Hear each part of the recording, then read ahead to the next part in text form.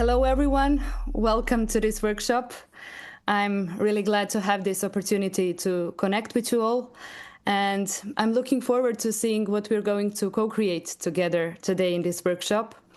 As this workshop is not envisioned as a lecture on professional confidence, but an invitation into a dialogue, an invitation to talk about something that I think we rarely make space to talk about, especially in the large events like these, about what it feels like to be a TA professional across different stages of professional development and during different life transitions over time from the inside. So I would like to start by acknowledging the fact that already 44 TA professionals decided to spend 2 hours of their professional lives at a workshop titled, "Am I Good Enough?" Do you think that's coincidental? I think that's actually quite something. And at this point, I won't be interpreting what that might mean, but I invite you to reflect on what that might mean to you. So why are you at this workshop? What brought you here? What spoke to you? And you can use the chat for your reflections to see what is already in the space. What are your associations? What are your reflections on the very title or the very question of this workshop? Am I good enough? And as you're writing your reflections, I will start by sharing something about myself and about how this workshop emerged. So my name is Milena Markovic. I'm a PTSDA in the psychotherapy field and a psychologist, and I'm based in Belgrade, Serbia, but I work internationally.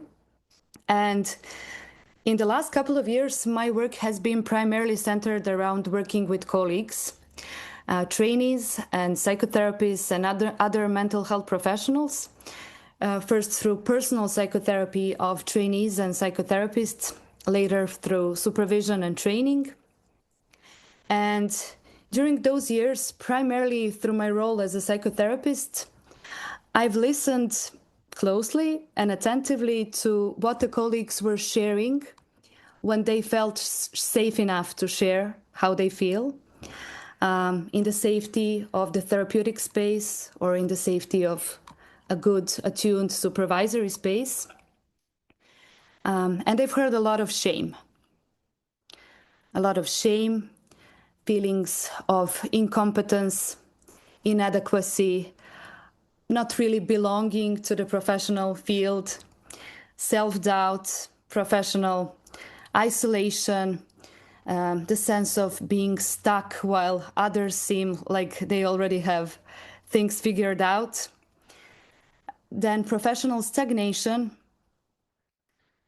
And this led me to create 2 online platforms for mutual support and shared growth in TA, one in Serbian, one in English language. And I've started organizing various types of professional gatherings, a more intimate one, for example, reflective circles, discussion groups. And again, I've listened to what the colleagues were bringing to the table in those discussions. And beneath the clinical questions and theoretical debates, what I kept hearing over and over again were different kinds of questions, often quieter, such as, am I good enough? Am I okay? Will I ever feel okay in this field? At what point am I legitimate to call myself transactional analyst? And so on and so forth. So during those experiences, the topic of professional identity and the ways that personal histories and professional identities intertwine in this profession somehow became my main professional interest and my professional focus. And Over time, I somehow in the local TA community became known for bringing up the unpleasant topics, the uncomfortable ones that we often tend to avoid, namely feelings of shame, incompetence, inadequacy. And I started researching those topics, writing about them, organizing various workshops, exploring that topic from various angles, perspectives, and with different focuses. So today's workshop will be in line with that. We will explore some of these uncomfortable professional experiences and emotions, but in line with the main theme of this conference, which is expanding OK-ness and talking about love in TA. We won't stay with the wound, so not only with those vulnerable feelings, but seeking ways to transform these experiences into what we can call a healthier, steadier professional confidence. So before opening the slides, I would like to just check the temperature of the room. How does this land with you? What are your initial thoughts, reflection, comments on what I just shared?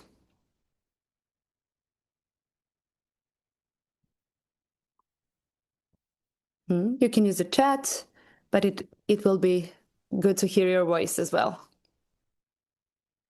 A lot of beautiful reflections in the chat.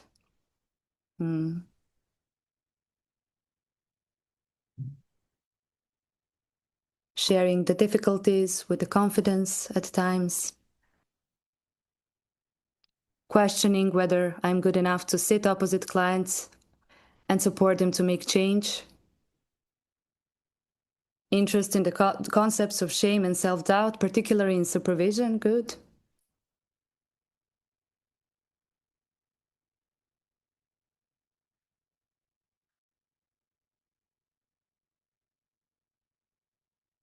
Nice. Thank you for your contributions. Good. So let's open the slides and do a little bit of contracting first, okay? So as you see, the title of this workshop is Am I Good Enough? And the subtitle is Expanding OK-ness and Professional Confidence in TA. And I would like to start by acknowledging that this workshop, as I mentioned, addresses some of the unpleasant feelings. So it touches on some sensitive feelings that are often avoided and not a part of a larger collegial discourse: shame, feeling of incompetence, and self-doubt.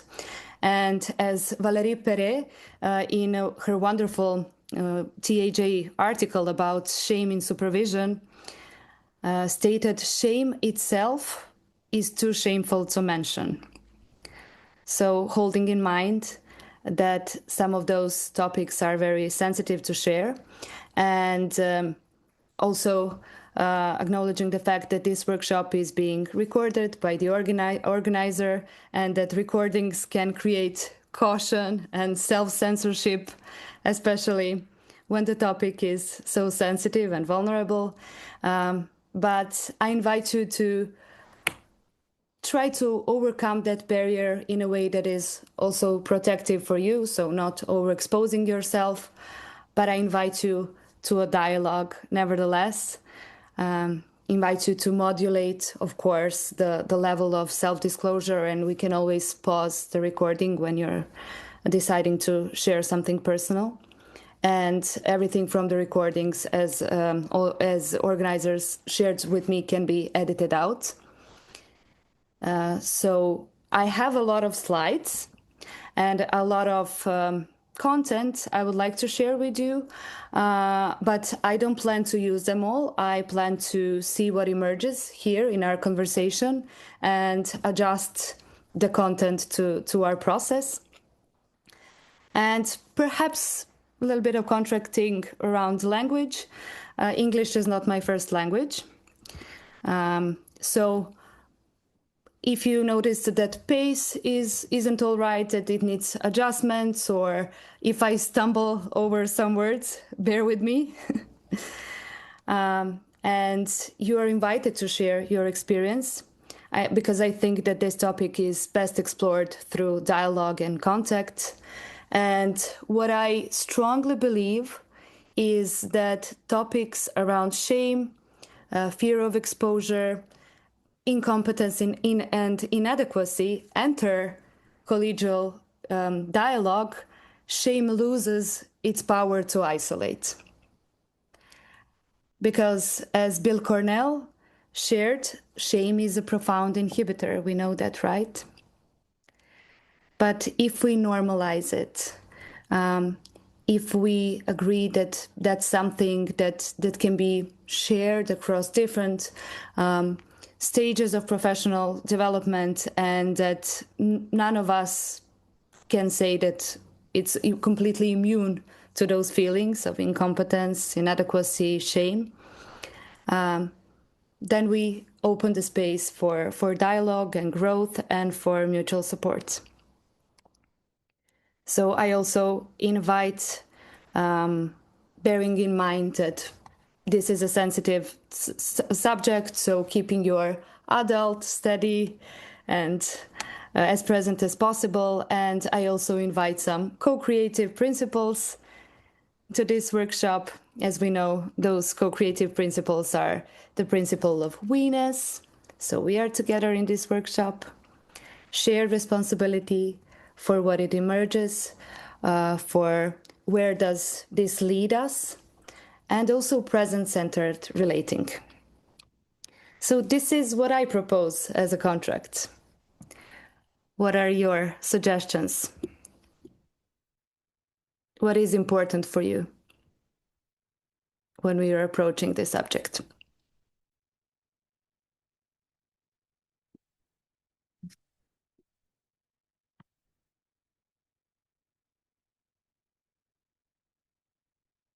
I stopped the presentation to see your faces. I was just going to say compassion for other people's viewpoints and experience. Yeah, very important point, compassion. What else? What can support you through this exploration?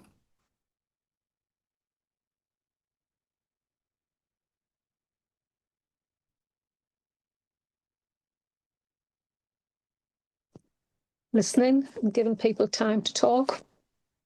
Mm-hmm. Beautiful, Linda.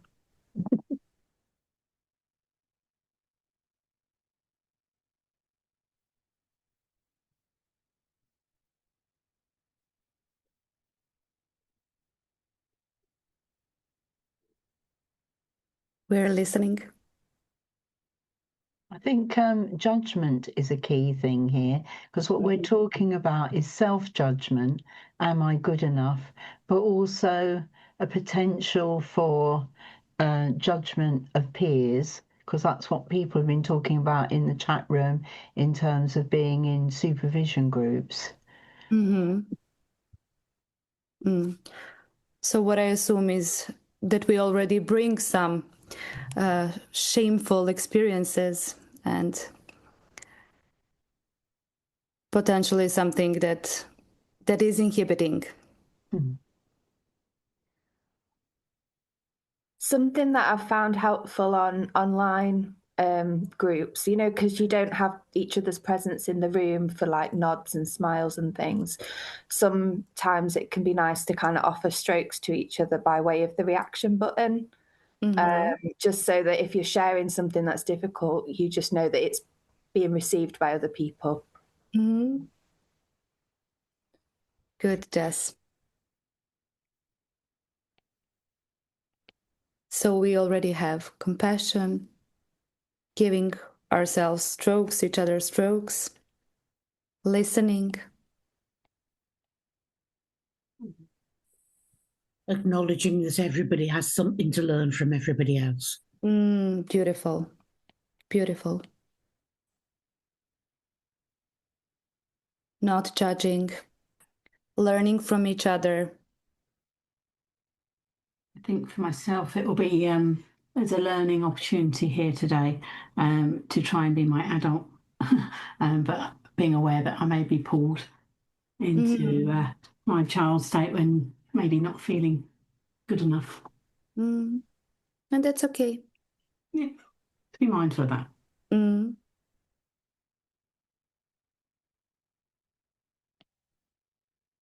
So summarizing again, compassion, listening without judgment, learning from each other,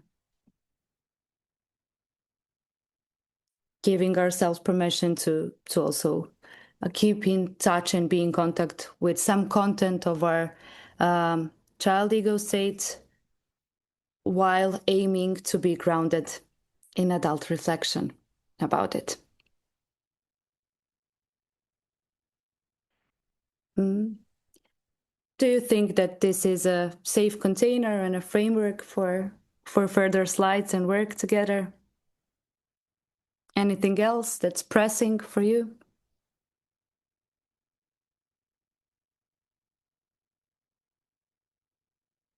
Thumbs up. Good. So we can move on. And at any point, you can stop me, add some comments, make some questions. When I have my slides on, it's difficult to track the chat and see what's there. So I invite you to speak and to make comments and reflections as we go. So what I think is that, as we already mentioned, there are some unspoken and censored dimensions of professional lives, that our training models are mostly client-centered, our supervisions are mostly case-centered, our conferences are mostly theory and practice-centered, and that is okay.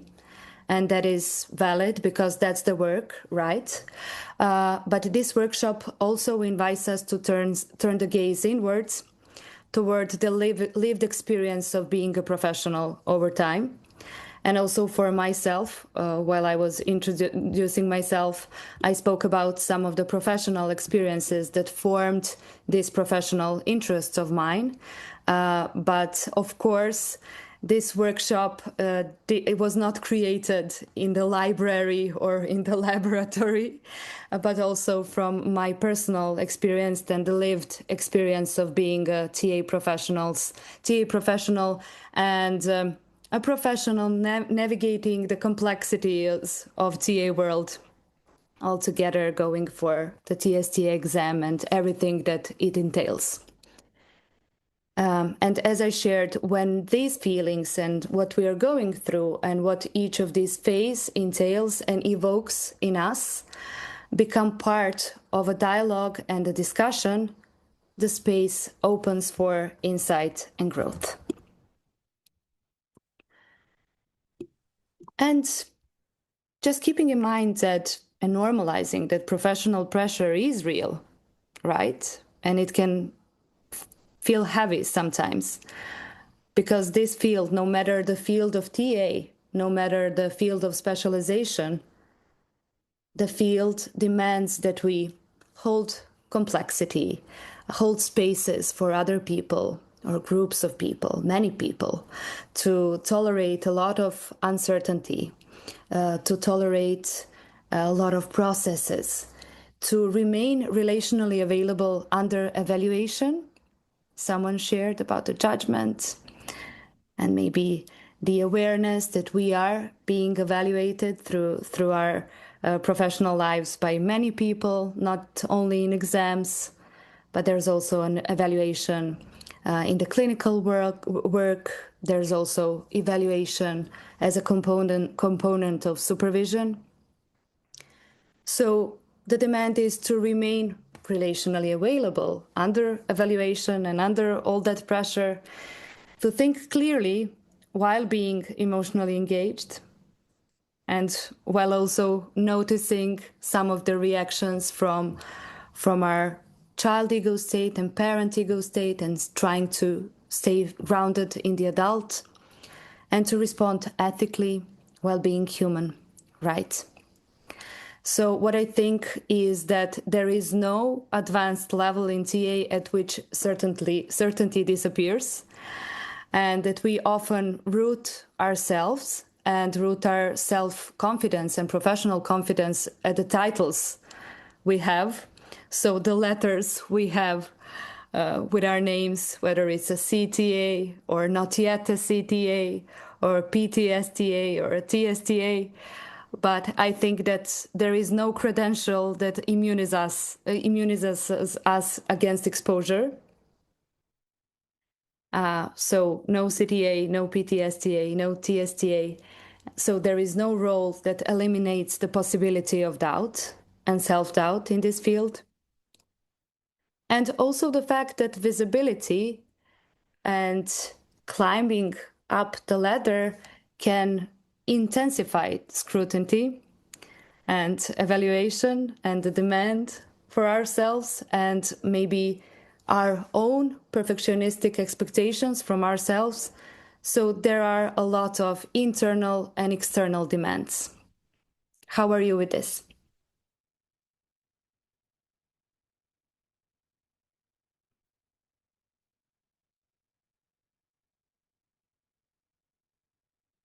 When we have listed these demands, what are your thoughts?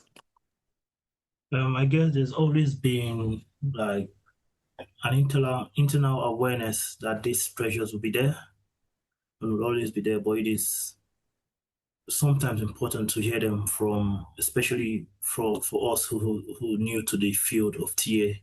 Important to hear it from people who are seasoned professionals that they still have to deal with this doubt and questioning and internal dialogues. Yeah. Good. Mm-hmm.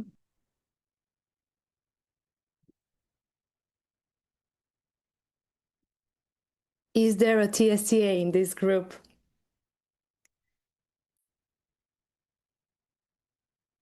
Maybe we can hear something about someone who is very experienced in the field. What are the reflections about the immunity to self-doubt and to these experiences? I've been a TA, as my CTA for over 10 years. Mm-hmm. And I don't want to be a supervisor, but I just think in relation to what you said, Solomon, I know certainly with my own supervisor that I've been in relationship now for, 15 years, of how it's been so permission giving. When I sort of share what I've been a bit scared about, my voice is a bit croaky, I'm nervous to speak out. But when I struggle with my good enough, which I think in terms of with the work, it could be a countertransference or a parallel process, but how permission giving it is when my supervisor shares her vulnerability. And she might say something like, yeah, of course. Or she'll give a story of something. It's like, it's so humanizing. And you can breathe a bit easier than going on that idea that doesn't matter how many years or how much experience you've got, unless you turn into a complete narcissist, you're going to have those doubts at times, which could be to do with where you might be in your life, what's going on health-wise. Certain clients really get to you. There's the humanness, and daring to talk about the humanness of it, of the vulnerability of questioning, are you okay? Yeah. So, Carrie, the importance of modeling the vulnerability and humanness. Absolutely. And I hope I never get, whilst on the one hand, I wish I could finally get to that part that I'll never question, am I good enough? I'm also glad that I'll never get there, because it would make me not human, but obviously enough that you can work well. Judith, I think that you've unmuted for yourself for a second. Yeah, it was just on the back of what Kerry was saying there about, I was just thinking beginner mindset and how important that is to have a beginner mindset, you know, whatever stage age and stage of either training or practicing you are, you know, nobody knows everything. You will never know anything. And I think it's very dangerous to think there's going to be a point where I'm going to have all of these skills and there won't be anything else to learn. And I think that, you know, as Kerry's just said there, that being in that zone of, you know, being confident enough in your skills to actually do your job in an effective way, but at the same time, that kind of learning edge is probably like that Goldilocks space to be in. Very important. So what I think is that this question, am I good enough, can function on two levels that are structurally very different. So it can stay as a adult question about our competencies. So am I good enough in this work? What competencies am I missing? What else do I need to learn? Where are my learning edges? What is something that I need to improve? But it can also function on a script level as, am I good enough? Like, am I worthy as a human being? And what is my worth? And can I be accepted and lovable? And a silent or quiet script answer, I won't be. So two different levels of the same questions. Do you agree?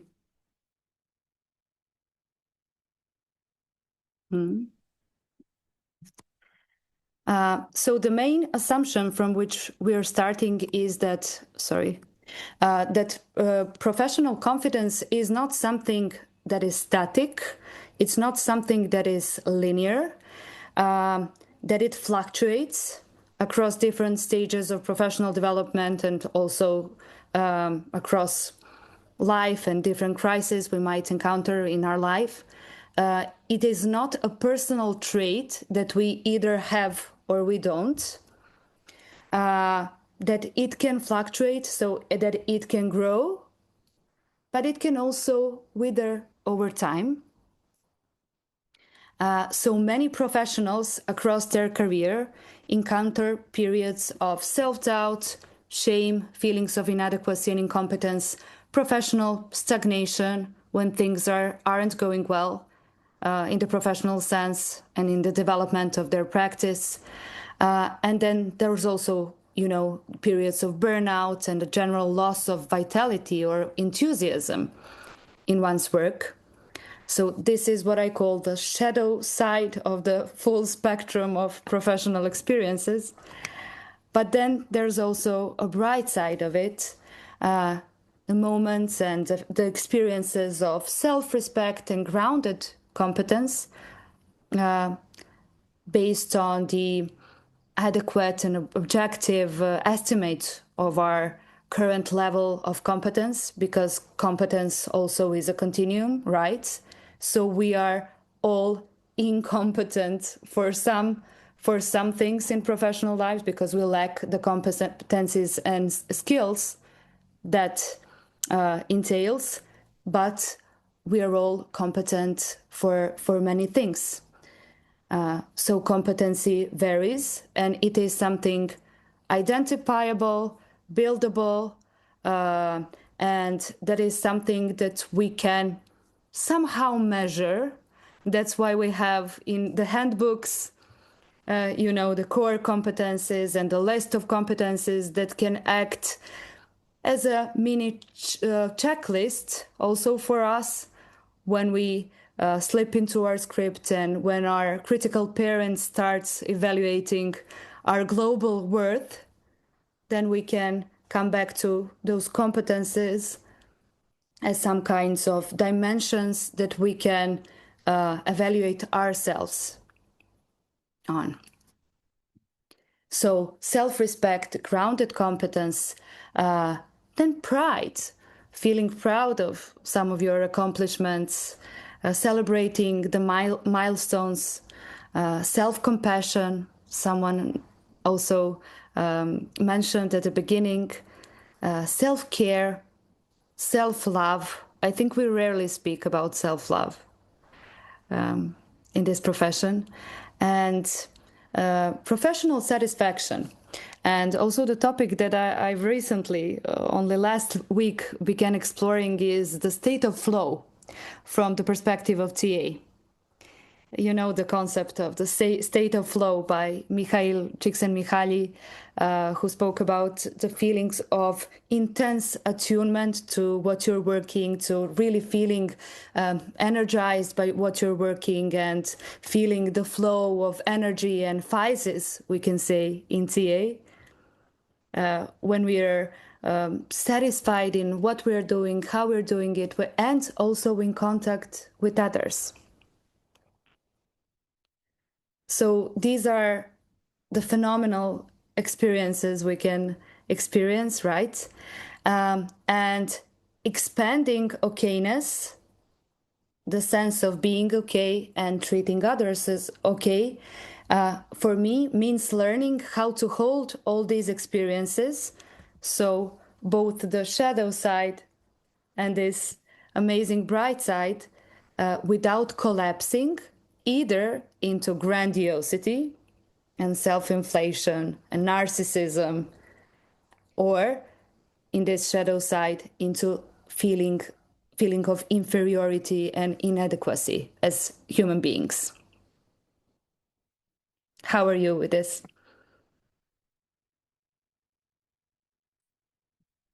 Any disagreements?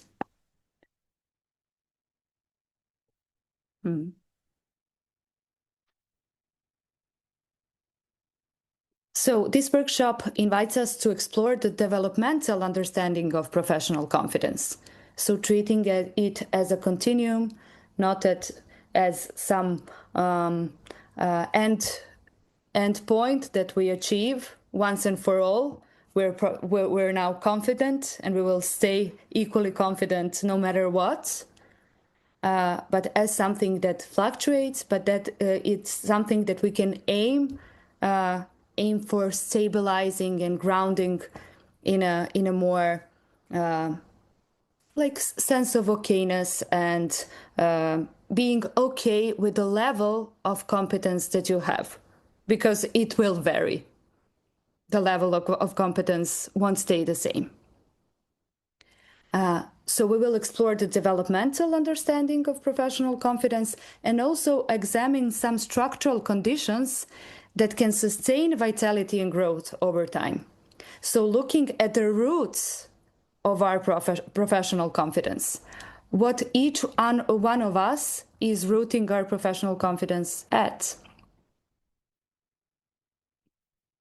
And if we discover that our roots are not healthy, for example, is the central root of my professional confidence is feedback that I'm getting from you, for example, today, or any feedback or any credential or letter or any certification, if these are the sole, if these are the only roots of my competence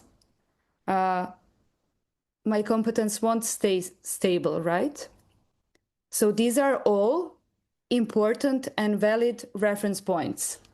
Feedbacks from colleagues, peers, supervisors, examiners, our clients, client outcomes, certifications. These are very important reference points. But I think if they remain the only roots of our professional confidence, that they are unstable on their own. That we need to find, because these are all the external reference points. And I think that what we need to do is also discover the internal reference points for ourselves. So rather than asking only, are we good enough? And exploring why do we feel inadequate, that's also very important, like for the point for self-reflection, self-exploration. What are the beliefs that are standing in your way? But rather than only asking those questions in this workshop, we will also ask what sustains self-respect, vitality, and OK-ness across a lifetime of practice. So, what are some of the structural conditions that we can identify and see where are we with those? Denise? Hey, Hey. I think something, I've been in this game for over 20 years. I think something I've found that's important is to be okay with the fact that you will have a feeling of a lack of confidence from time to time and a feeling of being lost with specific clients from time to time. From the simplest an example, when I had my first autistic client, we were lucky to have a contract that the autistic client would teach me what their life was like, and I would help them through theirs. That's just a little example. But from time to time, there are people where we feel totally lost. Sometimes it's helpful to be a little bit self-disclosing about that to the client, for what it's worth. Yes, I think that's in line with what someone was sharing before. Like Carrie, I think you were the one that were sharing about modeling the vulnerability, of course, in appropriate way, right? To our clients as well, using appropriate self-disclosure. Thank you, Dennis.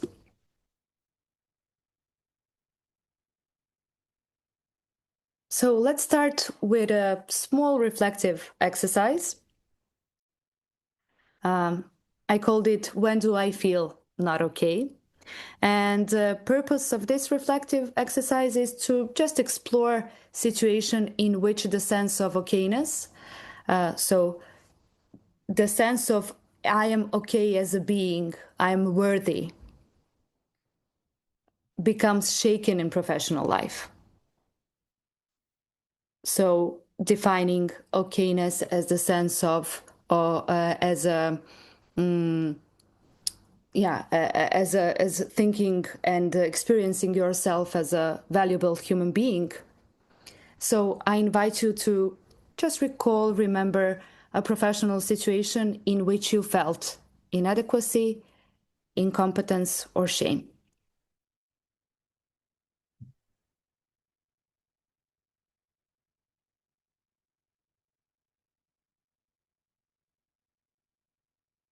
Just remember it.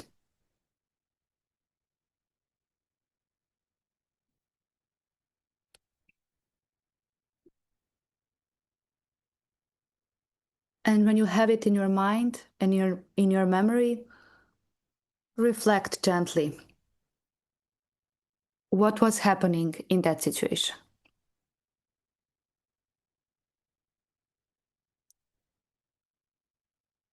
What did you begin to tell yourself in that moment?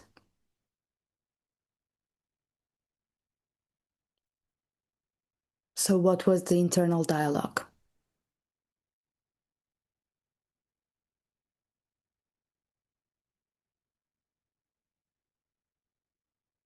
How did you experience yourself?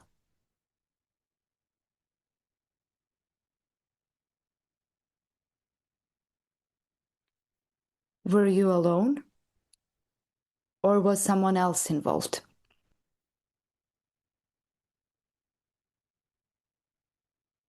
If someone else was involved, how did you perceive the other person in that moment?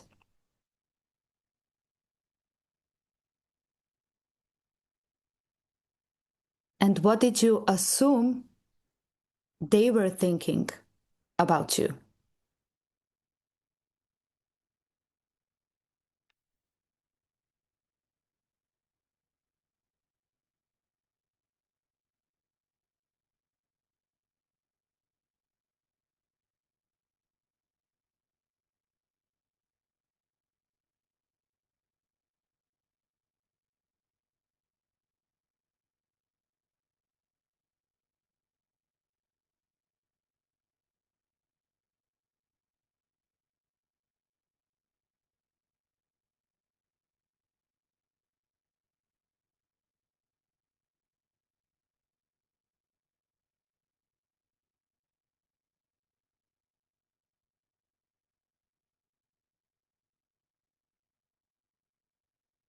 Allowing some more time for reflection.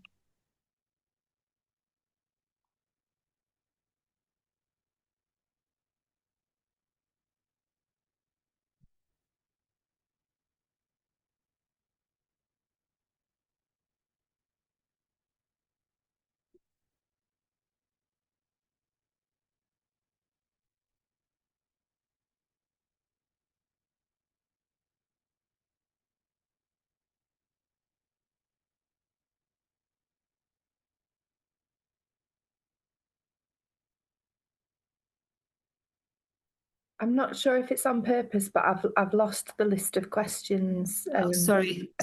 Oh, okay. Yeah. Thank you. Not on purpose. Mhm.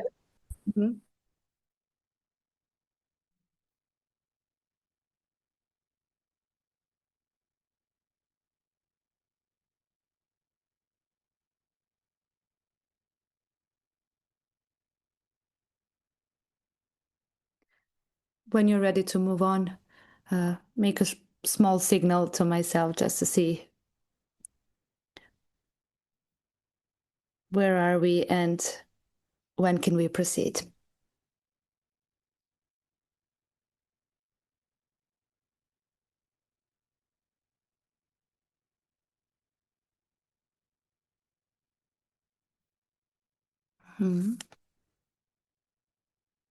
Okay. Many thumbs up. Okay, we will get back to that in a minute.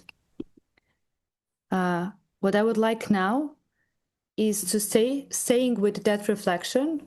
Here are some of the questions that I listed. So in my research and in the previous workshops I've done on this subject, I somehow positioned this "Am I good enough?" question as one node in a wider constellation of questions that can be organized in some clusters and that circulate around competence, legitimacy, belonging, and exposure. And maybe there are also some of the other important clusters. But these are some of the most important ones that emerged through my research. And what my idea is now that I'm going to read some of the questions from those clusters organized in that way. And you can just get in touch with yourself and see if they resonate with you, if they somehow represent your experience or not. Also holding in mind the previous reflective exercise and some insights that you had from that exercise. So the first cluster are questions about legitimacy and the right to be here. Am I legitimate enough to call myself a transactional analyst? At what point I'm allowed to feel confident? Am I somehow pretending? If people really knew how uncertain I feel, would they still take me seriously?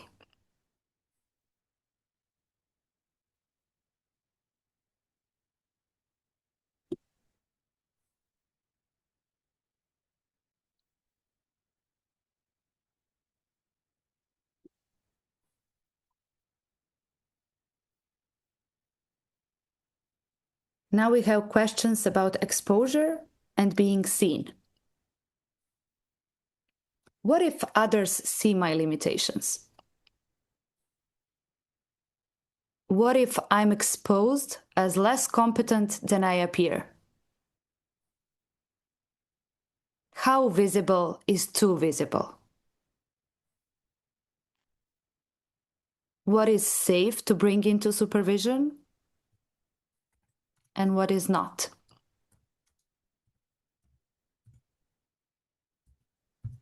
Which parts of my work must remain hidden.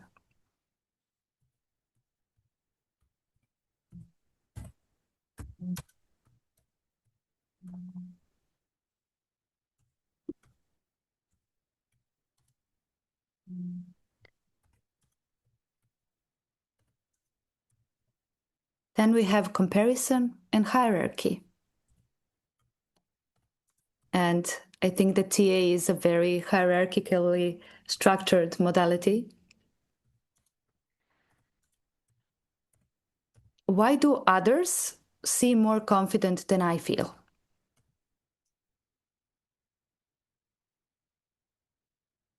Am I behind compared to my peers? Have I missed something everyone else seems to understand? Where am I positioned in relation to others? Above? Below? Outside? Do I have to prove myself more than others do?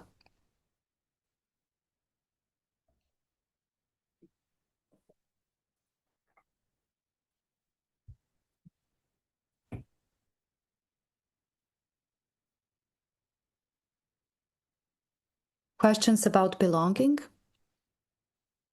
and isolation. Do I really belong to this professional community? Where do I feel at home?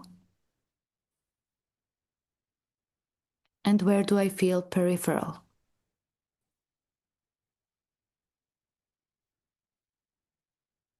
Who can I speak to honestly?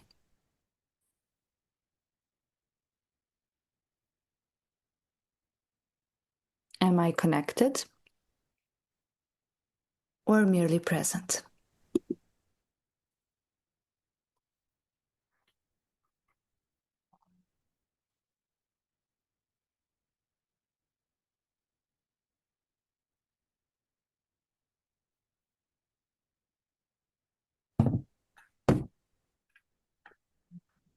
We are going to go into small breakout rooms of 3 people. Breakout rooms are not recorded. So the instructions are simple. There's no pressure to share anything that's not safe. Just reflect on those questions and share what feels appropriate and safe to share. Any comments before we proceed?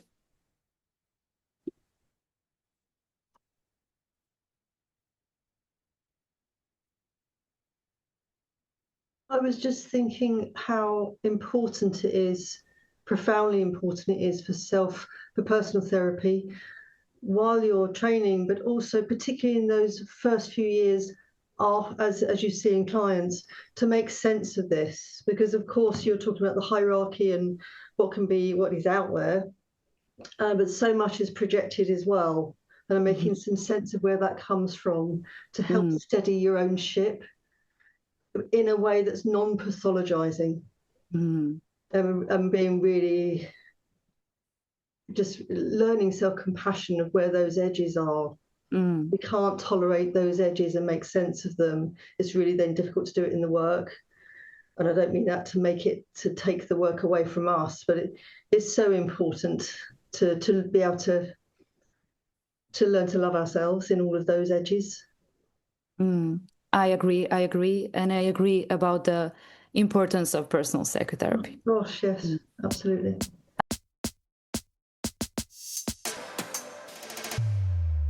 Catherine, a smiling face. I got cut off in mid-sentence, that's why I'm smiling. Sorry. No, that's okay. I didn't pace it very well.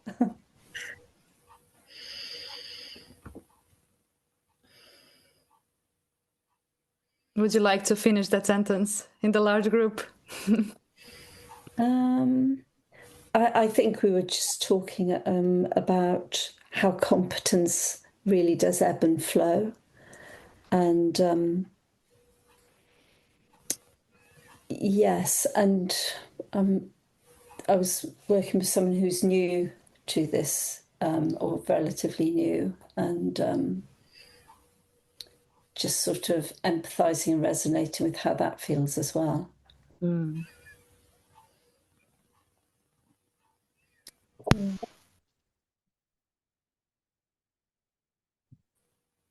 Beautiful.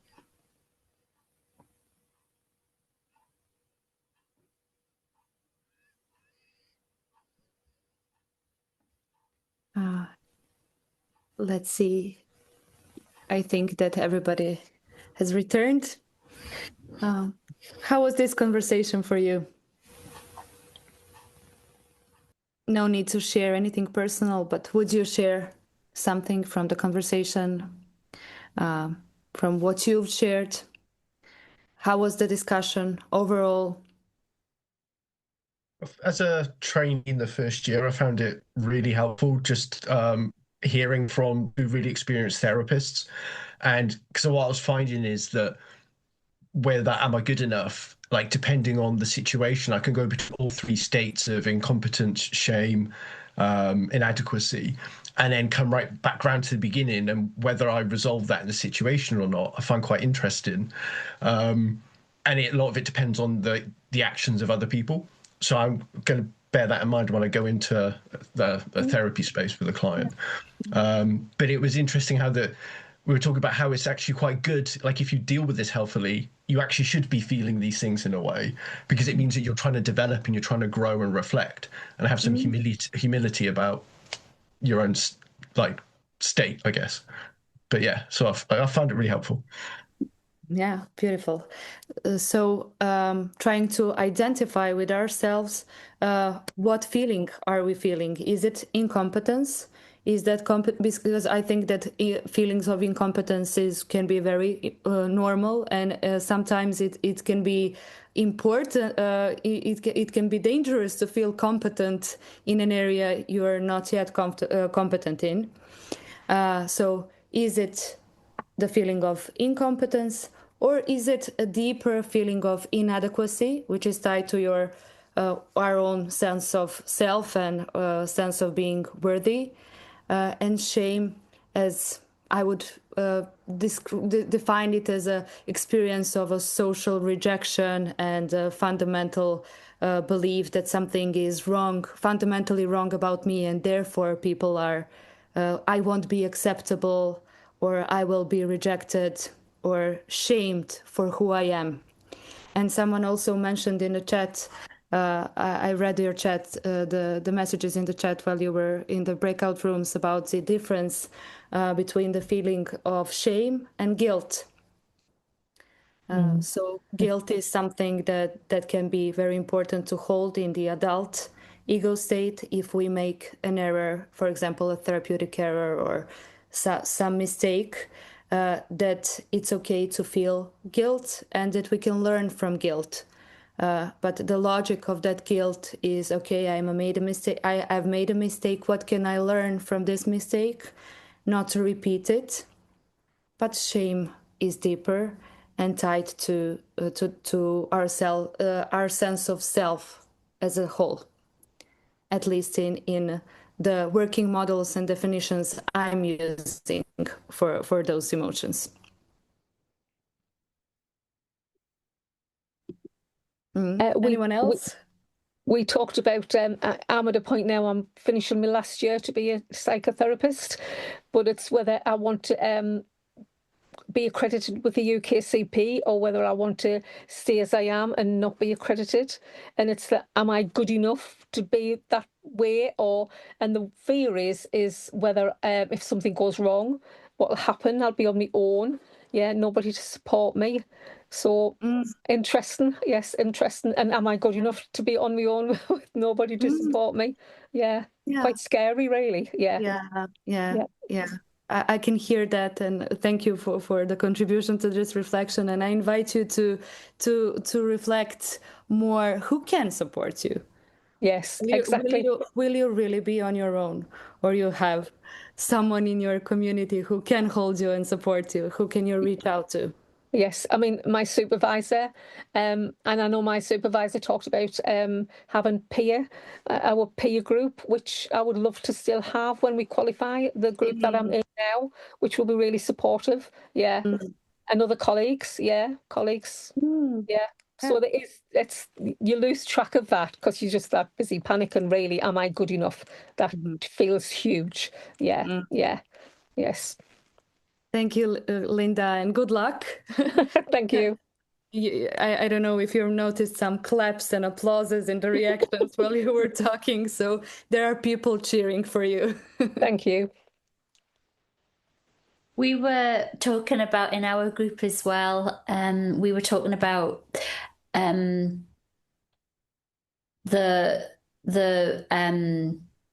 I've just lost you off my screen, so it's disoriented. We're here. Oh, there you are. Yeah, so we were talking about how sometimes with male clients, that because obviously the narratives we have in society around like women, it's obviously a patriarchal society, Western science, it's very much kind of focused on external measurement, and I've found with some of my, well, not all my male clients, but some of my clients, it's very much like, I've identified this, you need to fix me, and I can buy into that subconsciously because of my experiences and the narratives that I buy into. And when I kind of come away, I think, actually, no, this is not what it's about. But there's times where I can give my power away in the moment. And coming back to supervision and discussing that. And among peers, I then kind of take my power back and I go in and I know what I'm doing. But those kind of social narratives around what's expected and discounting subjective experience and subjective change, in favor of measures, which I believe is going to be more kind of pertinent with the scope ed kind of thing that's coming out. So it's just that. A lot of complexities to hold in mind, and the influences of the wider narratives and cultural and gender. And the importance, Judith, of supervision and the peer group and peer support and staying in contact with the community for shared reflection, support, anything that we need. Beautiful. Let's come back to the slides and see some more questions for the exploration and the reflection. So if you think back of the situation that you reflected on during the first exercise, something that triggered or activated the feeling of either incompetence, inadequacy, or shame with you, which are the ego states that you hear in these questions, for example, in the clusters we've been through? Which ego states do you hear in those questions? Do some of them sound scripty? Do they reflect some of the script messages you've received or some of your injunctions? And how would you name the feelings we shared here?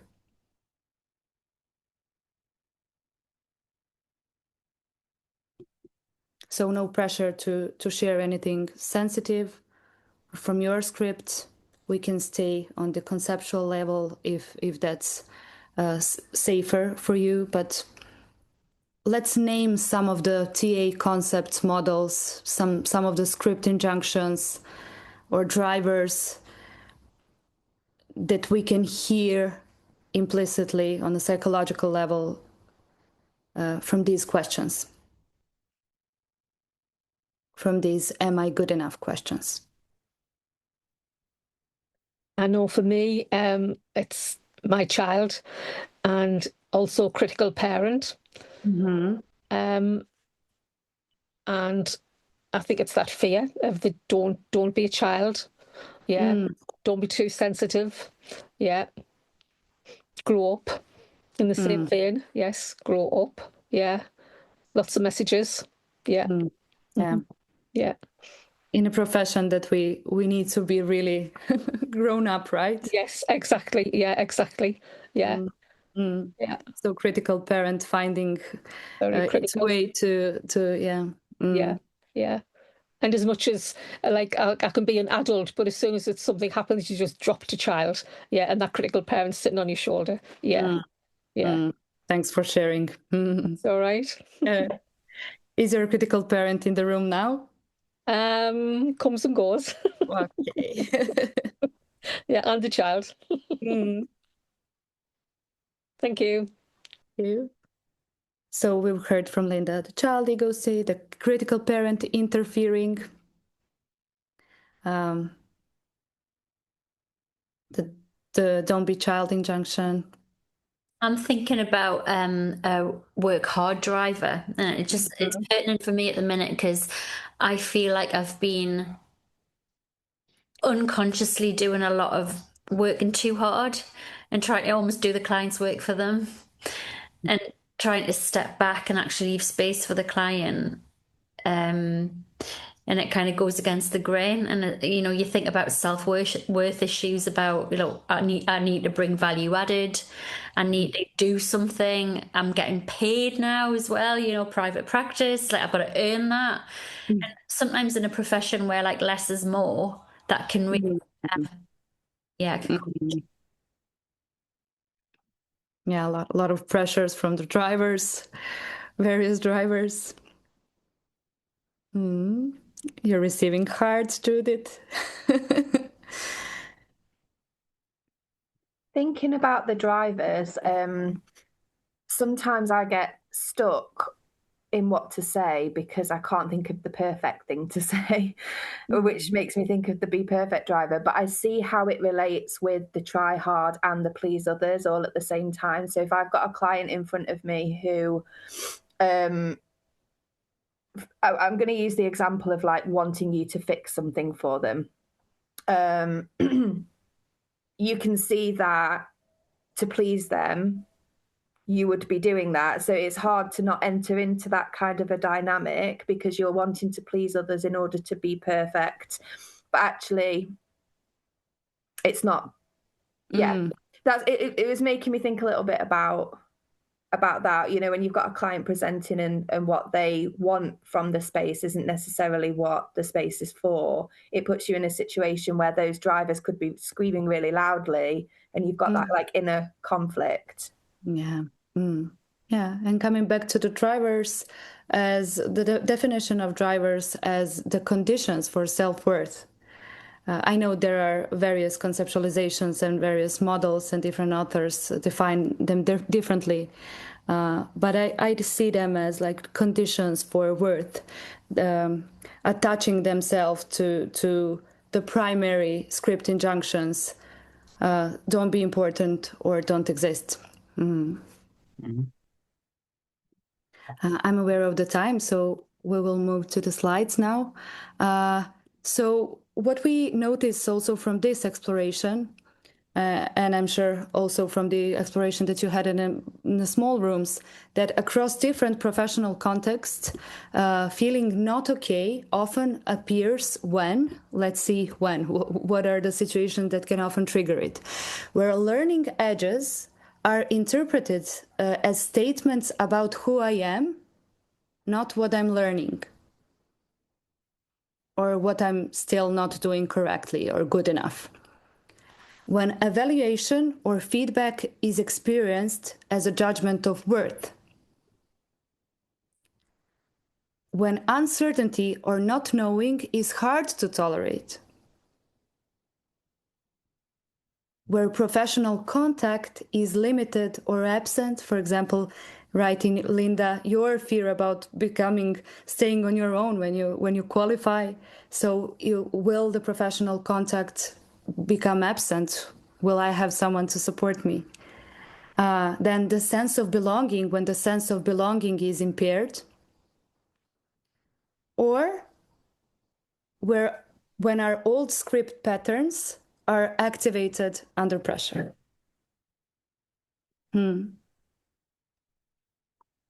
So when we notice these patterns, I think that it's crucial to go back to the central root. You see, in the picture, there's a big tree that needs to have very stable roots. And that is what Byrne was talking about at the very core of his development of the concept of OK position, a fundamental distinction between being and doing. And also in the TA philosophy of I'm okay, you're okay, that means I experience myself as a valuable human being and I experience you as a valuable human being. So a position of self-respect and respect for others. So I think this needs to be our central root. So from this root, how do we expand our okay-ness in this profession? Because it can be expanded, right?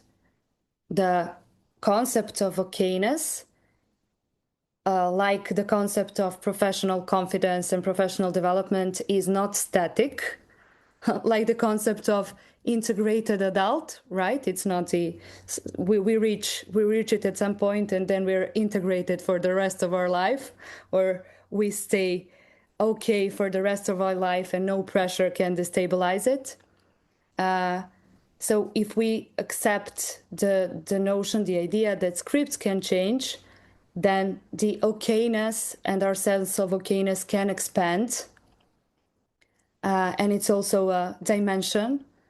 So in classical TA, OK positions represent fundamental psychological stances that individuals adopt about themselves and others that somehow form the foundation of their worldview and interpersonal relationship.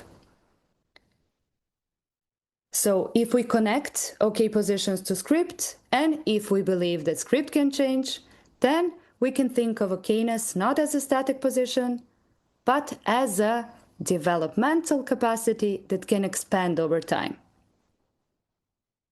And we can do something about it. What can we do about it? What does expanding okay-ness involves? For me, it means developing a mature, reflective relationship with oneself as a practitioner, then tolerating incompetence, the level of incompetence we are at, without collapsing into inadequacy, acknowledging our mistakes without global self-devaluation, cultivating self-love, self-care, and self-respect, sustaining respect for colleagues amid professional disagreements, so holding professional conflicts also in the I'm okay, you're okay position, and modeling it in supervision, in training groups, wherever we are, holding the negative feedback in the I'm okay, you're okay position, recognizing the dignity of colleagues of all levels of development, respecting beginners without condescension, and of course, respecting seniors without idealization. Anything that you would add to this?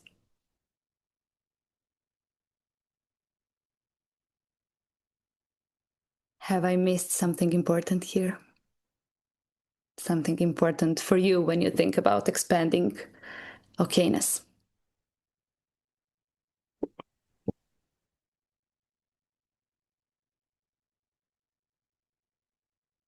Okay. Can I just say, Sure. I think for me, one of the things is courage. You know, there's something about having the courage to be ourselves in the work that we do. I think that's a really hard thing to do, but I think it's important to develop the sense of courage, because this work is hard work. It's tough work. It takes a lot of us, as well as a lot from our clients and our supervisees. And if we can all manage to pull some courage into the space, then I think it benefits everybody. Even when we don't feel okay, it's to be courageous enough to say, actually, I don't feel okay. Or, yeah, that's my thing anyway. Thanks. Not just anyway. I think that you named something very important: courage to be ourselves. So I'll definitely add that to this list for further workshop. Thank you for the contribution. So now I have a model I've been working on that I would like to present to you, to offer to you. The model is just my way of conceptualizing professional confidence and what sustains it, and those structural conditions that we can identify to hold the structure of our overall professional confidence. So how did I develop this model? Just from inner question from reflecting on the inner question, am I good enough? How can we expand to a more generative professional question? What conditions allow confidence and growth to be sustained through uncertainty, learning, and change? So I've developed a small model called the tripod of professional confidence. So let's go through some of the main assumptions from which I've started. Some of them we already named and discussed. First one, that professional confidence is not a fixed quality or trait, that it emerges as a result of certain structural conditions being in place, that professional confidence is supported or undermined by identifiable structural conditions rather than by reassurance or self-belief alone. So I was looking at something solid. So this raised a question for me: what are those conditions? And in this model, I proposed 3 interdependent, so not separate from each other, structural conditions. Some of them are behavioral, some of them are relational, and some of them are intrapsychic, that can support our professional confidence even in stress, evaluation, learning, across different stages of professional development. So here's the tripod. So chair with 3 legs.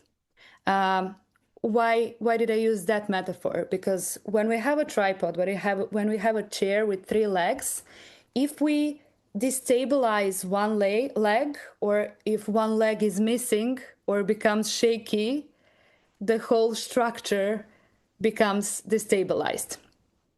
So it impacts the whole structure. And for me, in this model, those 3 legs are competence, contact, and reflexivity. We will go through each one of them. But for now, in short, competence entails knowledge, skills, our continuous education that doesn't stop after our qualification. So expanding our knowledge and skills and competencies, the measurable competencies throughout our careers. Contact means staying in relationship with colleagues, with supervisors, with the wider professional community. For example, in these workshops, in the conferences are a beautiful way to stay in touch with the wider professional community and orient yourself in wider professional community. And reflexivity is also one of the central pillars. Reflexivity means introspection, expanding self-awareness, and developing the capacity for self-supervision. So developing the internal supervisor. And there's a dynamic interaction of these 3 pillars, and each of them supports the stability of the system. When you're looking at this small graphic and these 3 pillars, What are your thoughts?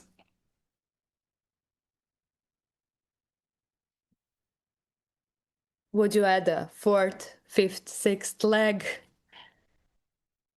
Something structural that you find missing here?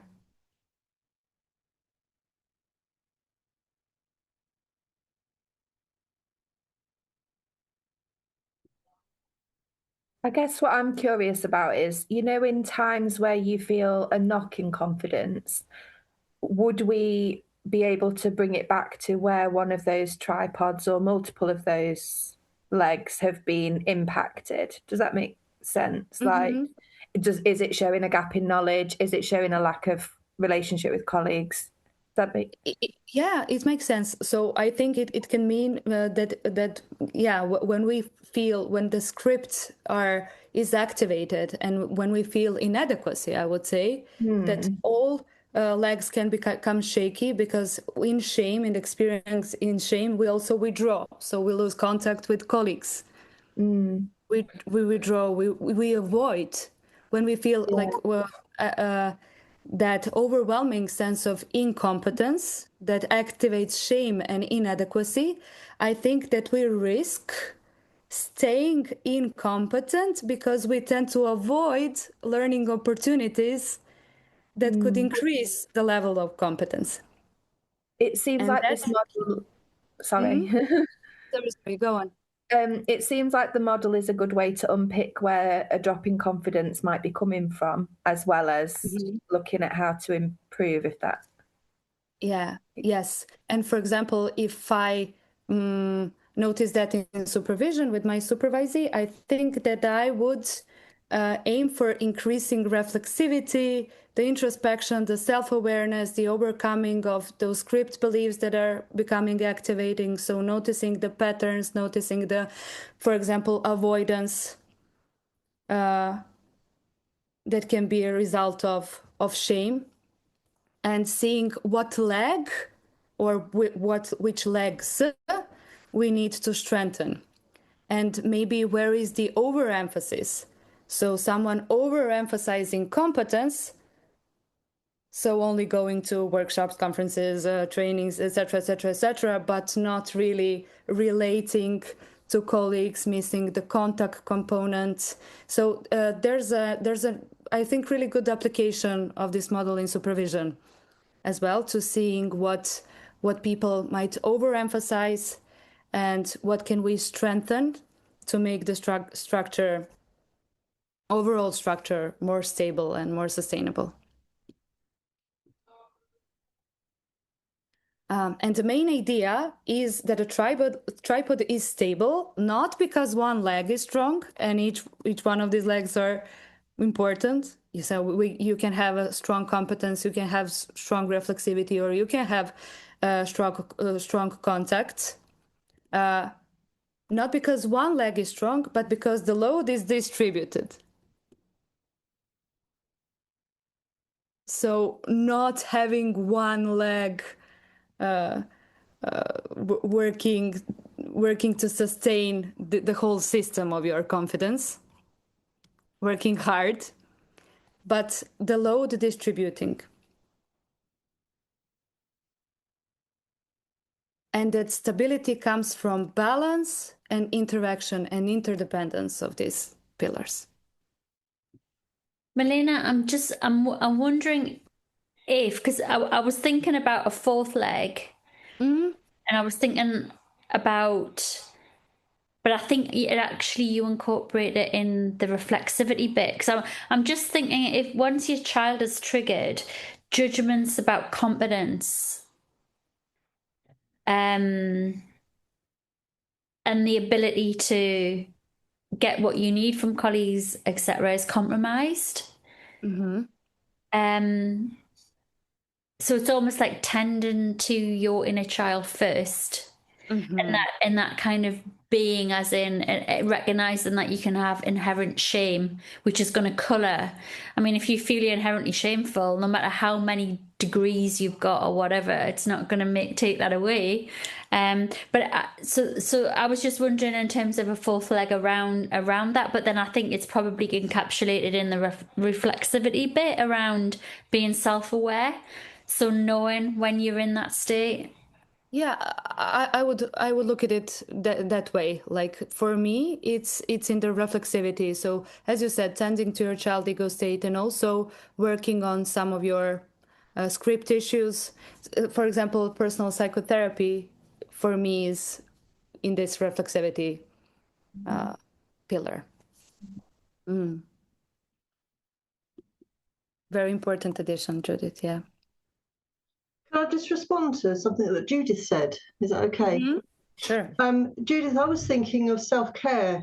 So whilst that can go into like personal therapy, what you were talking about, Milena, I was also thinking about how important it is to do those things outside of training and the work in our personal lives. So whether or not that be cold water swimming or cycling or whatever it might be, or woodworking or walking the dog or stroking the cat, all those things that can then help us get back into ourselves, that can add that a layer of nurture and care and support that helps us breathe enough to then to lean back into the other parts of that tripod. Yeah. Thanks for that, Kerry, because that's what I was thinking of when I was thinking about it, because I was thinking of like letting your child play. That's what I was thinking. I didn't articulate that very well. Yeah, so our work life is so connected. Sorry, Milena. Yeah. So self-care and also activating our free child. Letting the child play, nurturing the vulnerable child in us, and also finding spaces where we can activate our physis within our free child. And not be that serious and grown up and professional all the time, right? So making spaces where we can be more playful and disinhibited in an appropriate spaces, right? Beautiful. So let's scan through the pillars real quick. So competence for me refers to the practitioner's capacity to act effectively within the professional role. That is the working definition. So based on theoretical knowledge, procedural understanding, practical skills, clinical professional judgment appropriate to one's level of development. And the competence for me is the most measurable of these pillars. So it answers the questions, what am I able to do at this stage of this professional development? What are my current skills and competencies? And it's, of course, inherently developmental. It increases with education, with experience, with supervision. It fluctuates across contexts, client populations and roles, right? We're not equally competent for all client populations. We are not equally competent in all the roles we inhabit.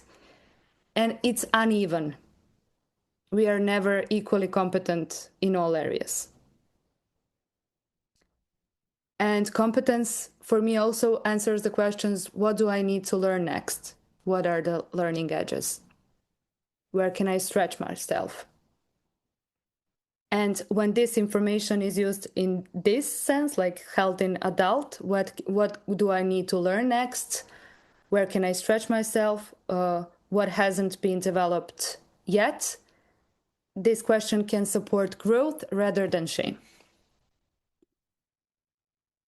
And it also serves a regulatory function because competence stabilizes our professional confidence by keeping evaluation grounded in some specific skills and behaviors. So having some benchmarks, allowing realistic self-assessment, preventing global self-judgments, and also very important, supporting ethical limits. So knowing what is beyond our current limits of our competence. And when it is clearly defined and contextualized, and I think that also I see that this as a responsibility of a trainer, an educator, to introduce competencies as a concept to beginner trainees, to define and contextualize them, because I think that having it put that way, that mistakes can remain localized and not globalized and generalized, and that feedback is more specific and specifies towards a specific competence. The model I'm using in supervision mostly is called competency-based supervision. So tying all the supervisory tasks to specific competencies and giving feedback on specific competencies, not in a technical way, but keeping competences present as a framework all the time. And therefore learning becomes possible because we know what we're going for. What is the next step? And here's three little questions for reflections. You can take a photo, and I can send you the slides. Definitely, I will. At the end, I have my email address, so you can get in touch, and I will share the slides. But the reflective questions are: in which areas does your competence currently feel solid? Where are you still learning or integrating? And how do you usually relate to your learning edges?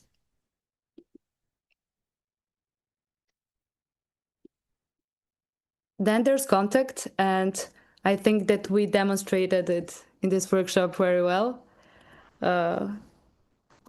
At least I found the contact with you really anchoring and regulating me also throughout this workshop. So in this model, professional competence is not sustained intrapsychically alone. We are not developing in a secluded island or in a vacuum, but in relationship with colleagues, with supervisors, with peers, with our clients, within our training groups, and within the wider professional community. So the central question of contact is different from the central question of competence. And for me, this question is, am I held, mirrored, and oriented within a professional relational field?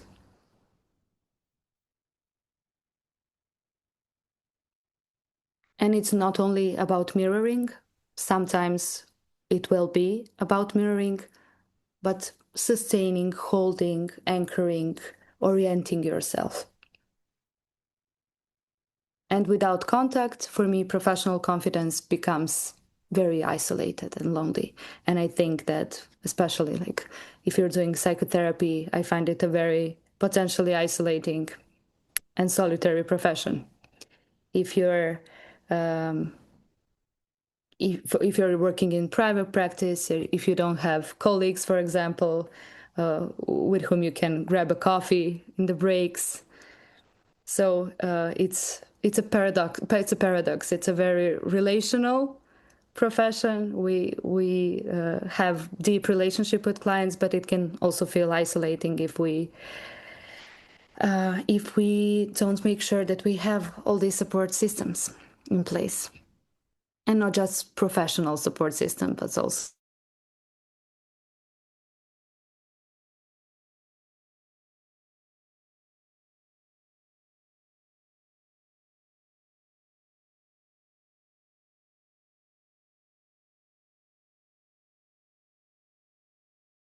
interrupt shame through recognition and naming in contact, in relationship, and maybe offering the colleague the external adult functions when internal adult is compromised.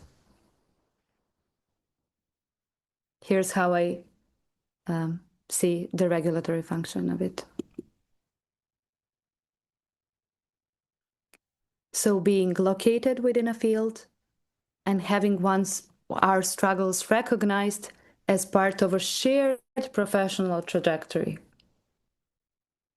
What do you think about this workshop so far with this task? Recognizing, naming some of the struggles, recognizing that they are shared.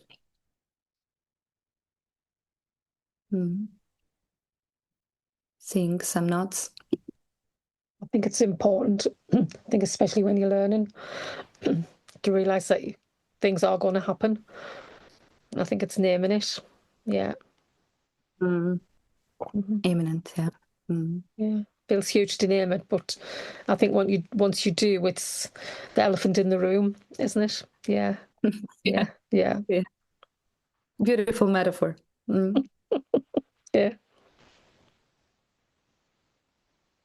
Here are some of the reflective questions about contact. So, where do you experience supportive professional contact? Where has that contact weakened or become limited? And what kind of contact do you need more at this stage? Or even less?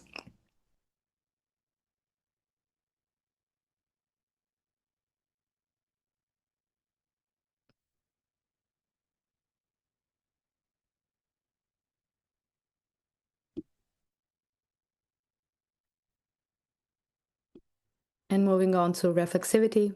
So we have been reflecting a lot. Let's define a bit reflexivity in this model. So it refers to the practitioner's capacity to observe and contextualize their own internal processes while remaining engaged in the professional role. So not separating it, becoming aware of it, and not letting it impact the professional role in a way that can be harmful for example, the client we are working with. So reflexivity answers a different question than competence or contact. What is happening in me? And how does it relate to my role? So to my professional role, to my history, perhaps to my script, and to the professional and to the current professional situation.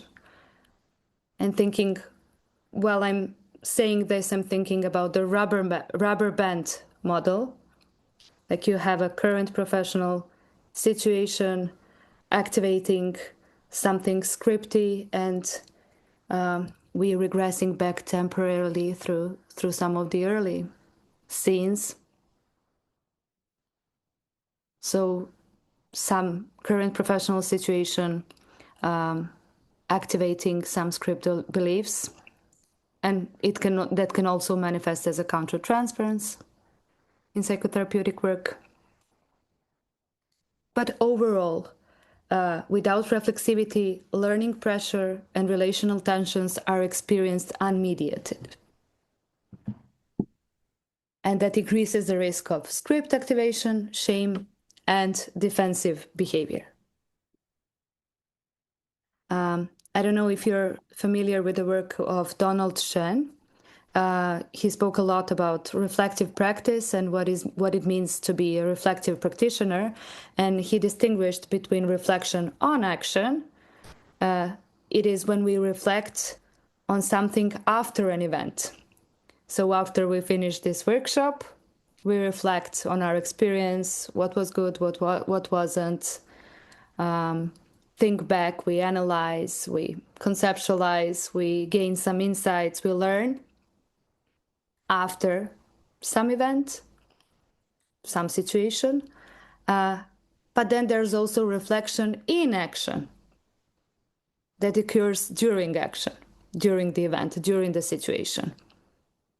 Especially when we notice something unexpected within us, when we allow ourselves to pause, to reflect, to reframe, and to adjust while we're still engaged. And in this model, I think of these two dimensions of reflection as equally important. For me, especially this reflection in action. So learning how to be reflective in action and expanding our self-awareness and awareness of various aspects of our work. And so it's all about self-awareness, awareness of our script, and the restoration of the adult ego state. And we talked about personal therapy and the development.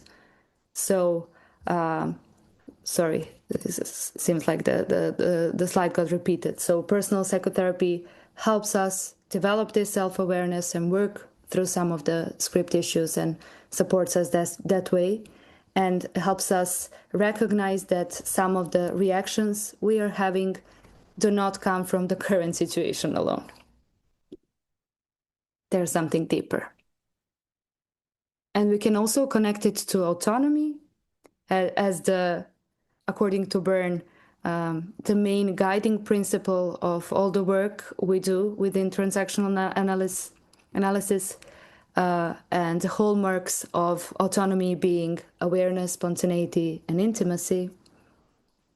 So reflexivity strengthens autonomy by increasing awareness, by restoring choice under pressure, so inviting our adult to choose our reactions, and then being flexible and spontaneous within those professional responses, and to support authentic contact. This is that intimacy dimension without over-adaptation or withdrawal. And it helps us develop the self-supervision. I always think of a dream I had when I just started my practice. Maybe I had 6 months of experience or something like that, but I've been in an intense supervision, and one night I dreamt of my supervision with my supervisor, and like I was explaining to her the professional dilemma. I was presenting the case very accurately, and then in the dream she responded. She asked some reflective questions. She gave me some guidance, and I woke up like, oh, okay, this professional dilemma is resolved. And then the question is, who resolved that professional dilemma? So is it her, the supervisor, or the internal supervisor within me? So already some introjection and internalization happening at that stage, because professional work inevitably involves many dilemmas, pressure, demands, and external supervisors are often not present immediately, right? What do we do then? Reflexivity and also competence, of course, allows, so the interplay between competence and reflexivity allows us to develop the internal supervisor and to notice what is occurring in real time. So what is happening inside, to compare what is happening inside, so internal experience with professional standards, intentions, and to make professional decisions and a choice about how to act responsibly. And then there's also culture that is accounted in this model, because across the three-pillar, culture also shapes what is considered appropriate, effective, ethical, culturally, institutionally defined, and also relational norms shape the way of relating. So for me, in this model, culture is not a is not a separate leg, but it influences how these pillars and 3 legs are being experienced and manifested in professional work. So this is the main point of the model. The professional confidence becomes fragile because pressure cannot be redistributed across competence, contact, and reflexivity. So we are holding on one leg. So one leg is keeping all the pressure. And when we develop all 3 legs and pillars and capacities and competencies, and then the pressure, the professional pressure and the demands we named at the beginning of the workshop can be sustained and supported, and the pressure metaphorically redistributed. So now at the end, I have some closing messages. So when professional confidence, of course, does not come from eliminating doubt, but from having structures that allow doubt to exist without threatening our sense of worth. When confidence is rooted only in performance or evaluation, it remains fragile. And the alternative is dialogue, reflection, shared responsibility for growth. And what is important for me is that this workshop is not an endpoint, but an invitation to continue this dialogue and exploration and reflection with ourselves, but also in supervision, in different collegial relationship, in peer groups, in personal therapy, and in the way that we relate to ourselves as professionals. And here I'm including my contact. So this is my email address, milenamarkovic@gmail.com, and the TA Connect community, which is an online platform I'm facilitating. The access is free. We have events, various events. Some of them are workshops done by TSTAs and PTSTAs. Some of them are reflective circles, more casual professional gatherings that aim for that contact dimension and pillar to be strengthened. So you can join anytime. And now I will close the presentation and get back to you and hear some of the feedback and what you're taking away. Screen back on again with your email. Could you just put that screen on again with your email? Yeah, sure. Thank you. Here. Thank you.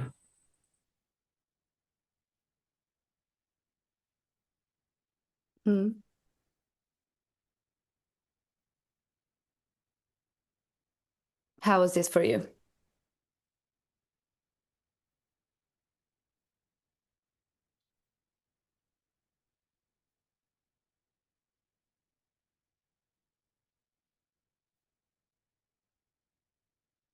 Yeah, a lot of food for thought. I can see some of the dimensions already that I kind of struggle with, like especially contact. And I think that is particularly a pillar that I really need to strengthen more. And I think like it is something I think is going to be really useful for me to bring to therapy as this sort of framework. And then obviously later when I start taking clients, taking to supervision, it's given me a lot, I guess, just to be aware of. You know, it's opened a lot of doors for me for thinking. So I really appreciate what you did. Thank you. Thank you, Chris. I'm glad you got some insights. Yeah, for me, it was that last point that you made on your slide about professional confidence is, it's not about eliminating that doubt, that it's okay for us to have the doubts, but yeah, having the structures in place where, we can expose our doubt, I suppose, and learn from it without feeling inadequate or threatened. Yeah, I think that's gonna stay with me. Yeah. Thank you. Thank you for that. That's a good point for me to keep hold of. Yeah, thank you. Thank you. Thank you, Melina. I really enjoyed all the slides. I feel like I've learned a lot. I loved the three-legged chair. I thought that was really interesting. It gives me something, in a sense, to hang on to when you are struggling, I think, and like places to go and supervision and all those other things that you need to do as well to support yourself. Yeah. So thank you very much. Really good workshop. And thank you for amazing contributions. Thank you. Thank you very much. Thank you very much. It's all been really interesting. It'll give me something really interesting to talk about in my supervision group and in my own supervision. So thank you. Thank you. Thank you, Joy. It's really been a pleasure for me as well.